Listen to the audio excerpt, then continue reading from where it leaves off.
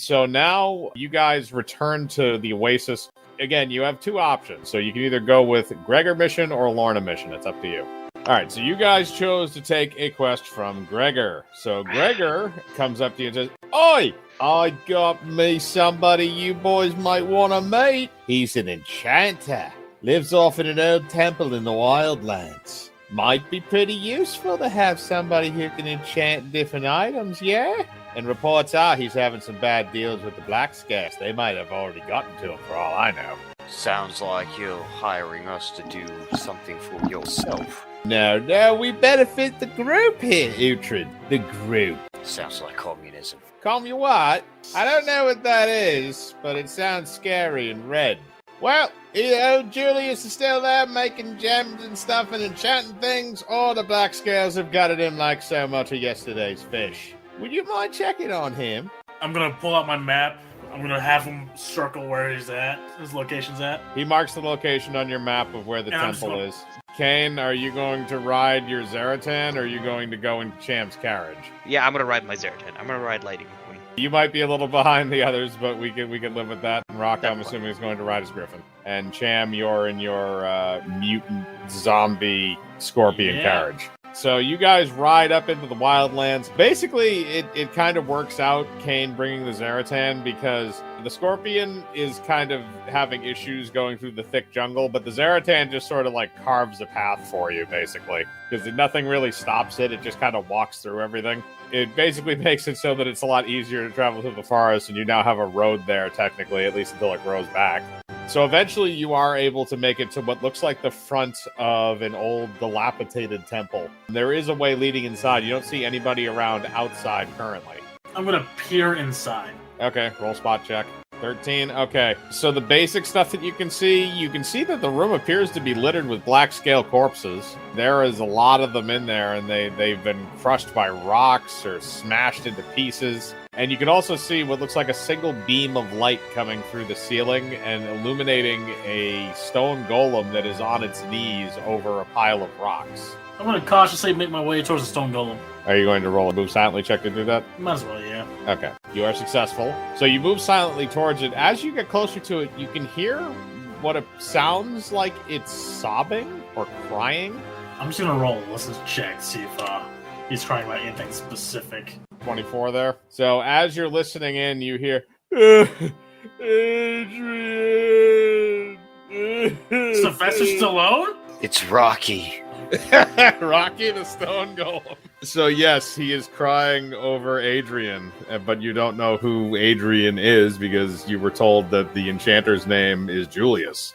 Is Adrian dead? Are you just walking in and asking that? Yes. All right, so Uhtred, like a boss, just walks into the room and walks up to the Stone Golem, and you ask him, who is Adrian and is she dead?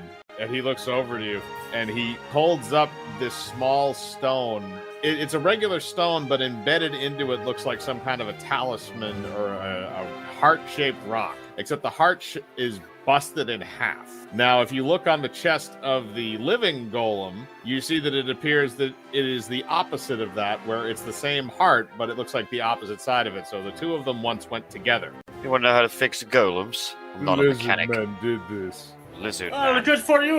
Our enemies are lizard men too. You like to go and have revenge? They killed my Adrian! And Professor Julius, he's under a rock over there. And he points over to the side of the room. You see what appears to be a massive rock sitting on top of a human corpse that is splattered underneath it with its feet sticking out. Well, there goes our Enchanter. Time to go home. What about the lizard men? They left. They thought I was dead. They buried me under these rocks. Yeah, like, Uhtred's just looking at him completely dumbfounded that he would be upset about being around rocks, seeing that he is a rock. They killed Adrian. They need to die. What's your luck? Look at this. I'm gonna pull out the head of the commander that I killed earlier. What if I told you there was a better way? Pulls out a Bible. I'm gonna lean in and say, this book is bogus. I don't know how to read. It's not that important, mate. You get credit for trying. Here you go. He takes the Bible. He doesn't really know what to do with it. He just kind of tucks it in a crack. I tell him people wipe their butts with it. That is not correct at all. I don't know how he would even know that. Frogs don't have butts.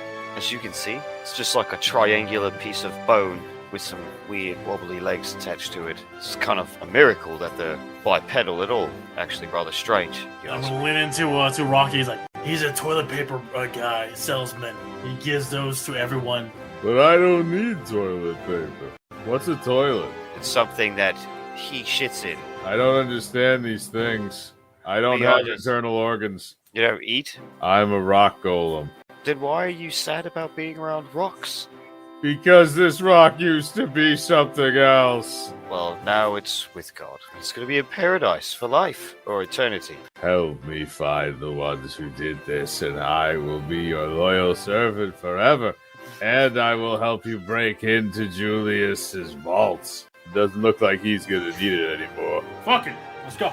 Rocky puts down the piece of rock that used to be his girlfriend, and he walks outside and points off into the distance at a smoke cloud coming up and says that must be the encampment of where they are. But he is not 100% sure if he can take them down because they do have explosive devices, which is how they were able to bury him under a bunch of rubble and kill Adrian and Julius. Well, lead on. Oh, Rocky! And he just kind of like does a strut straight through the woods like an idiot. I'm just gonna take my carriage. I'm just gonna be right behind him. Yeah, that's basically what he's doing. He's doing the same thing as Zaratan was. He's just basically making a path through the woods. So you guys travel, and here's the thing about Rocky is very stupid. So Rocky doesn't know what stealth is. So as you guys get closer to the village, he doesn't stop. He just keeps going. And he actually just waltzes his way right into the Black Scale encampment. Just starts rummaging through things, basically, like that. So you guys can choose to stay back, or you can just move forward and initiate combat with him. Well, I'm gonna stick myself to the back of Rocky, and my active camouflage is gonna activate. I'm going to take Tura up into the sky and wait for Rocky to engage with them before I do anything. Okay, you're going to do that. Kane, what are you going to do? Oh yeah, I'm gonna survey the camp then. Okay, roll a spot check. That's nice. Okay, 20. So basically what you do is you look around the camp. You're able to spy what looks like about 20 Dragonborn in the camp. They're probably what's left of the ones that attacked the ruins there where Julius and Rocky and Adrian were. But now the other thing that you notice too is that Rocky mentioned about those explosives. You do see them, and they are in the camp. They're right around the middle of it. I will allow you to perform the attack if you do want to attempt it. Okay, yeah, I'll go for the attack. Yeah, I was about to say, I'm gonna use an explosive round then. Okay, you're going to use an explosive round, so that has an AoE effect with it. So that means you just need to basically hit in the general area, and you will ignite it, probably. Let's hope I get lucky. 17. That will hit. Okay, so here's the way this is going to go. Because they had a lot of explosives to try and blow this place up. They used a decent amount of them, but there is still a lot left in the camp. So those explosives are going to do 6d10 worth of damage in a 30-foot radius. So Rocky is not quite in that 30-foot radius as Kane fires the shot. The Dragonborn are beginning to gear up because they just noticed that a massive golem is running at them from the forest. As that happens, the bullet zings in, hits the explosive barrel with the black powder, and ignites. So that's going to do 6d10 worth of damage. Oh, God. Okay, Yo! 26 damage. And that is in a 30-foot radius. You took out 15 of them. There's 5 left. You're welcome. So that is a bunch of fire and God knows what else. Some of them are burned to death. A couple of them that were close enough to the blast are incinerated completely. And the 5 that are remaining kind of duck out of the way as Rocky goes in. So Rocky is going to get a slam attack. So he's just going to belly flop down onto them, and he's going to basically aim for like 3 of them. Should I roll a grapple check real quick? If he's going to do that, yeah, roll a grapple check. This to make sure you can hang on. You should be able to hang on. It is plus 10 to that roll, which is a 23. So that's going to hit. Now, the thing with that is it's a slam attack. So the slam attack does 2d10 plus 9. All right, and then plus 9. So basically what he does is he flops down on 2 of them and crushes both of their legs. It's not quite enough to kill them, but it is enough to cripple both of them. There are still 3 that are able-bodied. How close am I to at least one of the able bodies? Not very far away. You can get to one easily. Can I do a jump and do a sneak attack on one of them? Sure. They don't detect you because you were attached to the back of the golem, so jump is successful. Okay, that is unfortunately going to miss. Let me see if I could if the other one hits then. Alright, that one will hit. That is the dagger, correct? Yep, and that's a crit. Yeah, crit's at 19, so yes. Okay, so that damage will be doubled. Alright, so that's enough to kill him because he only has 16 health. You basically come in and you slice with the Darksaber, but you miss because he's able to sense you at the last second. But as he's turning around and looking at you, you shoot the dagger out of your mouth and directly into his left eye. It penetrates his brain and kills him instantly. You pull the tongue back, pull the dagger out, and he falls over on the ground dead. There are still 2 more remaining. Raka, you're going to get a hit, and Kane, you're also going to get a hit. I missed. Yeah, no, Kane, you missed. So you shoot and fire, and you whiz one past Cham's head, but it doesn't hit him. I already got 15, so I did my job.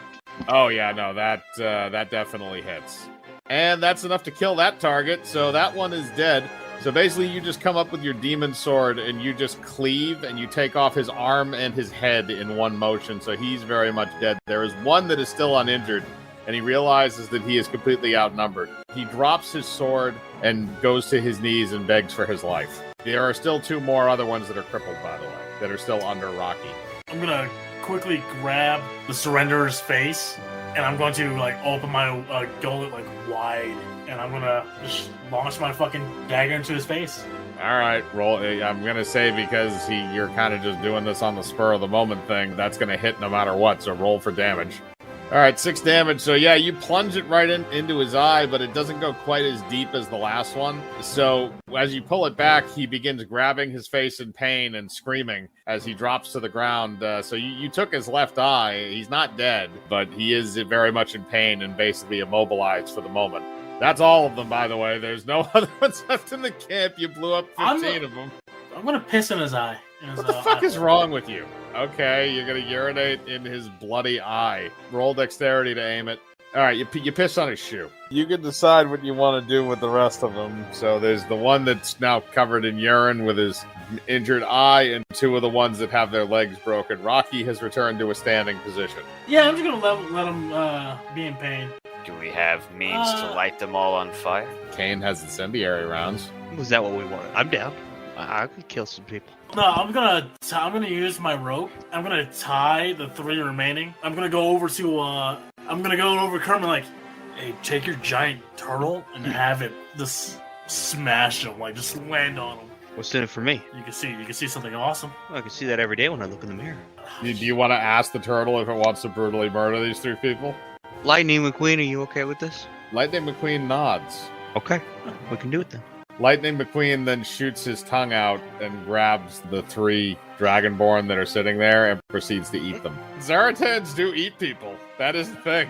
I want to paint him red and put a 95 on him. I mean, you can make paint. Yeah, I guess you could. Or you could buy some. There are plenty of Hodin's little general stores in various towns. You could stop by one of those. Yes, my cousin owns those places. It's pretty good. So now that the Dragonborn are basically all dead, now that the Zaratan has eaten the 3 remaining ones, Rocky says that he'll hold up his end of the bargain and he will join the war effort. Yeah, let's go. I'm gonna leave it. Rocky's where's the safe?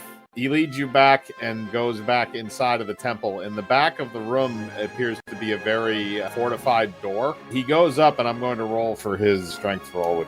That's an 11, so that's not going to be quite enough. So he's going to have to kick it a fair amount of times. But eventually the door does cave in. And inside you see what appears to be several books, along with a chest that is full of enchantable engraved gems. I'm gonna just take everything into my bag of holding. You take the notes and the books, which may be used to Syra, and also the enchanting gems, which may be used to Syra, and Draylark, because he has an interest in fucking around with magical things. Magical gems, you said? It's an entire chest that's full of gems that are engraved so that they can be enchanted. They haven't been enchanted yet, but they can be.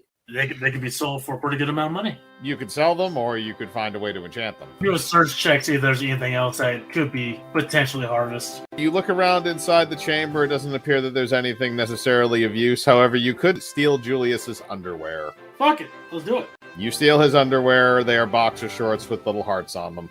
So you now have his boxer shorts for no reason. You return to camp with your spoils along with Rocky the Rock Golem, who is now one of your bestest friends.